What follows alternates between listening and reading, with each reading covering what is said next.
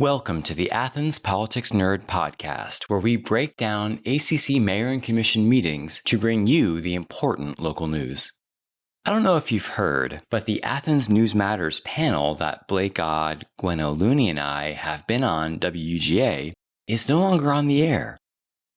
I'm not sure why, but for the time being, Blake Aued is going to be coming on this podcast, and we're going to try to recreate that panel, which I think a lot of people enjoyed. So, without further ado, let's get on with this episode where we'll be talking about some recent developments on the Mayor and Commission. Welcome to Flagpole reporter Blake Aued. Thanks for being here, Blake. Yeah, sure. Thanks for having me, Chris. So a new commission took their seats last week, and there was an interesting vote for Mayor Pro Tem. But first, I want to talk about some affordable housing stuff that the last commission got done before they left. And the big one last month is that the commission unanimously agreed to look into regulating Airbnbs. So owner-occupied Airbnbs won't be too much affected, but it sounds like they are going to heavily restrict Airbnbs when the owner doesn't live there. The Planning Commission is looking at this policy right now, but I was wondering what you thought, they might end up passing eventually, or do you think they really have a chance of passing this year with the more conservative commission? I think it's going to be a tough one. Even the last commission, they kind of kicked the can down the road by sending it down to the Planning Commission. I think there were definitely some questions and concerns about what was proposed, which to me really was not anything too drastic. But now with the new commission, we've got 3, possibly 4 new people, depending on the outcome of the District 2 election in March coming on. So there's really no telling. I mean, a lot of just in general, a lot of things, I think they're going to wind up just kind of like starting all over again. Yeah, I think anything controversial is going to be tough to pass. I wonder if most people do support this, though, because like Airbnbs are kind of a problem. Well, yeah, I agree. I mean, I do think that this is contributing to the housing shortage in Athens. According to Athens-Clarke County, there are almost 1,000 registered Airbnbs. I mean, there could be more kind of under the radar. So all of those are homes or apartments that have been taken off the market for full-time residents, either to rent or to buy. Yeah. Yes, this is a really big deal. I kind of look forward to see what happens and like what the policy is coming out of the Planning Commission.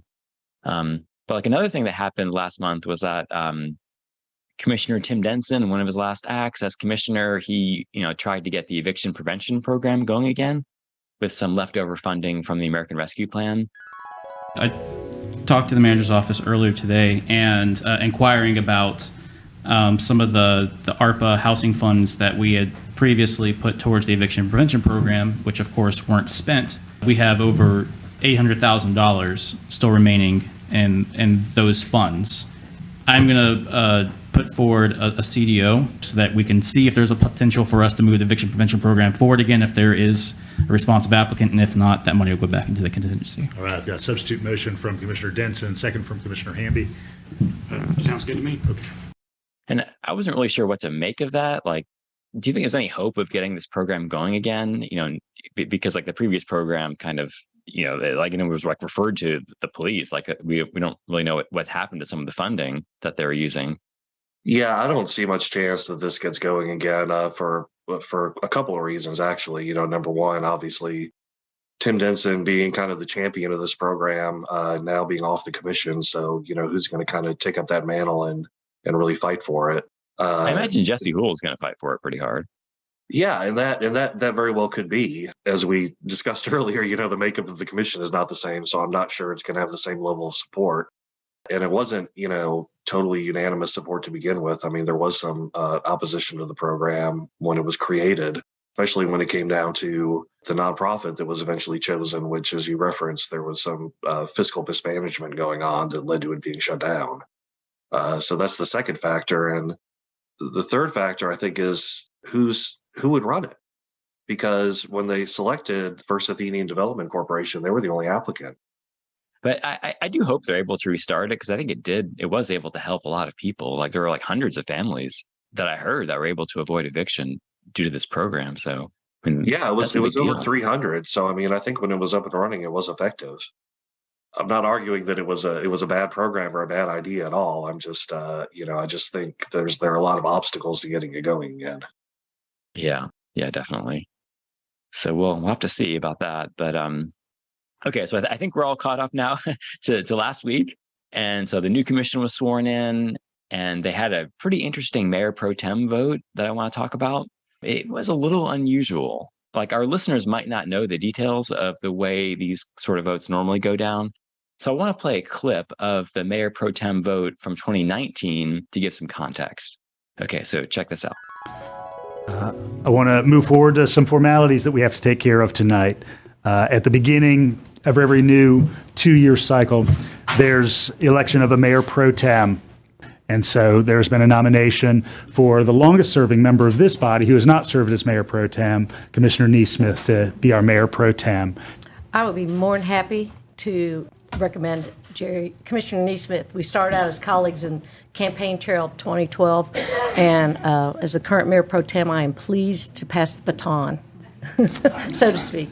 So in 2019, Gertz called the vote a formality. He noted that it was a 2-year position, not 1 year. And then the former mayor pro tem, Allison Wright, gave a little speech and made the nomination for the new mayor pro tem. And none of that happened in 2023. Last week, there was no mention of the 2-year tradition. Former mayor pro tem Carol Myers wasn't even given the floor. Like, no one even said anything or gave a reason why Myers should be removed in the middle of that 2-year term. I guess it is a 1-year term according to the charter, but it's been 2 years according to tradition. And the vote ended up 5-3 in favor of Commissioner Revita Thornton, who is now the new mayor pro tem. And that was Myers, Houle, and Davenport voted for Myers, and everyone else voted for Thornton except the new commissioner, Tiffany Taylor, who abstained. So what is going on here? Am I making too big of a deal about how different this was, or is this, did it seem weird to you two?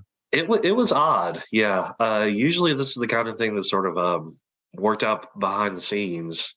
It's usually unanimous, and it's not usually really a sought-after position either, because honestly, it's just more work. Right. Your job is, when the mayor is out of town or sick or whatever, you're the one who has to run the meetings and go to all the ribbon cuttings and all the events and kind of serve in the mayor's stead. I don't think you get any extra pay for doing that, but it's not like you really get any extra power either. You're not really setting the agenda or signing laws or, really anything. Is really sort of ceremonial. The only power that it really does have, though, is during budget hearings, when the mayor proposes the budget, and then the mayor steps aside and the mayor pro tem runs the budget hearings. That's an area where, you can kind of guide the adjustments that the commission always makes to the mayor's proposed budget. And I think that's why it's usually 2 years, because, of course, you've kind of got to go through it 1 year to sort of like figure it out. And then the second year, you sort of know what you're doing. But yeah, I do think there's a symbolism there with the 3 who voted for Commissioner Myers and the 5 who voted for Commissioner Thornton. That's sort of where the line has been. And why do you think they removed Carol Myers? Because I hadn't heard that she hadn't been doing a good job or something. Like, is this even about her? Or is this about Ovita Thornton, like, wanting to step up? Like, she gave like a pretty good speech at the end of the meeting, like really sounding like, she's going to be really stepping up here. But my job as mayor pro tem, and I don't know if it's written nowhere, but I want to help reestablish those relationships that have been broken.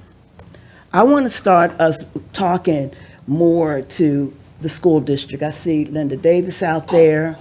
I want to start talking more to UGA. I think I see Alton over there.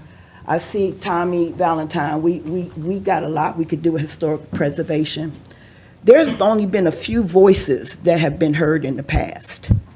And I just want to be a part of those conversations. I don't know if that's the mayor pro tem's job, but that's the job I do every day, anyway.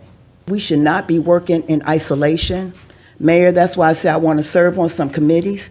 I didn't get to serve on many committees the last go around, but I got some time now, so I could be sitting in your office and we can be doing it together. Yeah. What do you think about all that?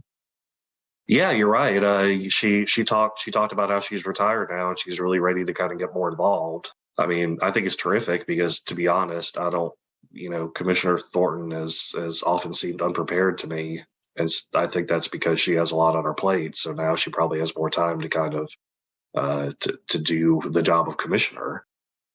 But I do think, and it wasn't anything, she made it clear that it wasn't anything personal against Commissioner Myers either, but I do think it was kind of a power play on the part of the five, just kind of flexing their muscles and showing they've got the majority and they've got the ability to sort of do what they want. Yeah, and now they have a lot of responsibility too. You have to read every agenda item beforehand, they're kind of signing up for a lot of work, which great. I hope I wish them well, honestly. Right. And I'm not sure, people who don't really watch that closely probably aren't aware of like just the sheer amount of time that folks like Tim Denson and Melissa Link and Russell Edwards put into the job, because they were the three who like read everything. Carol Myers too, yeah, who are always reads everything. Yeah, looking forward to the coming year. So thinking about the commission as a whole, do you think they're going to be able to work together better now that progressives aren't in power anymore? Or are kind of like the old divisions sort of still there? Like, I mean, this can be annoying sometimes, right? Like there's injustice. We need to do more, can see why that might rub some people the wrong way occasionally. So do you think like it'll calm down this coming year? Like, because there's been a lot of division.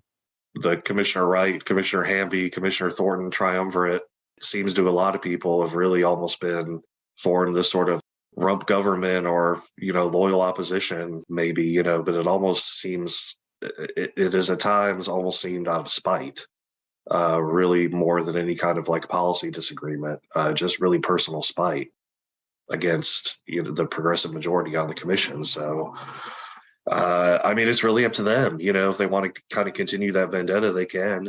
They can sideline the remaining progressives or folks who are further to the left, or they can kind of like come back. Everybody can kind of come back more to the middle and come together. That is an avenue. It just really depends on what people want to do, and it's probably too early to tell. Mm-hmm. But I'm hopeful for a little more camaraderie and coming together. Yeah, and I think most people are. I don't think politics in Athens is not supposed to be a contact sport. People don't like that around here at all. But I do think, like you mentioned, I mean, there's a sense that maybe Athens-Clarke County can't solve all of the world's problems. We had a very activist commission, and they did a lot of things, and most of those things were pretty good. But the problems that this community faces are really national problems. When we talk about housing, we talk about youth, we talk about gangs, we talk about transportation, traffic safety. None of these things are unique to Athens. And so if we can somehow fix these things locally, I mean, export that to the whole rest of the country, because we're going to be the first city to really figure it out. Yeah, I mean, I agree, definitely. I think we need to try to push the envelope if we can. And sometimes you don't know if you can until you try. But yeah, like about like housing costs, that is not just a local issue. Like every community is dealing with that. We have these outside investors coming in, spending tons of money, buying up all these duplexes. Like, what is the commission supposed to do about that, really? They can't say that they can't buy those duplexes. They can't say that they can't kick the people out. So, I wish they could, but they can't. So I don't know how to solve that on the local level. Yeah. We can do the best we can. There's like ADU ordinances. We can regulate Airbnb. Like, at the end of the day, that still goes up. And the other question, the other thing that I'm interested to see in the next year is what is the left going to do? How are folks on the left going to respond to whatever direction this new commission takes? I mean, after kind of, Mayor Gertz got reelected, but they got trounced in these commission races in these new districts. I mean, after 2018, there was this big progressive wave, and then Athens for Everyone just fell apart. Mariah Parker left town. There's no energy on the left right now. There's no organization. who's going to step up to the plate and rebuild that, I guess, and maybe try to take some of these seats back in the next 2 to 4 years. I really do hope someone sort of takes that mantle and runs with it. Yeah, and I'm think sure it's someone needed. will, because these things are cyclical in Athens. I mean, I've been around long enough to see, kind of probably 3 or 4 different progressive movements come and go. There'll be some other young grad student will, start organizing protests and build it up and, get 500 people chanting outside City Hall about something at some point, I'm sure. I just don't know what yet. Yeah. So, There is a lot to look forward to in Athens politics this year. I'm sure that we'll be covering it all. as the Chinese say, may you live in interesting times. And I think these times will be pretty interesting. Thanks so much for coming on the show, Blake. All right. Thanks, Chris. I think this new format worked out pretty well. Let me know what you think. And if you like it, please share on social media. I'll be honest, we need more people to be listening to this podcast if it's going to be a thing. Maybe a change of format is exactly what the doctor ordered. Thanks so much for listening, and I'll see you next time.